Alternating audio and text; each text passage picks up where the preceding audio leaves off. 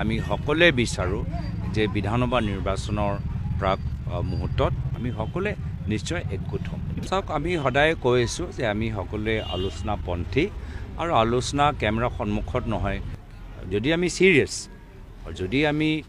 serious আমি ভাবোঁ, তেতিয়া নিশ্চয় আমি কিছুমান কথা মিডিয়াৰ সন্মুখত নহয়, আমালোকৰ মাজত কি আছে, আমি কি বিচাৰোঁ, আমি কি সহায় কৰিব পাৰোঁ, কংগ্ৰেছে ক'ত সহায় কৰিব পাৰে, কিন্তু কথা আমি মিডিয়া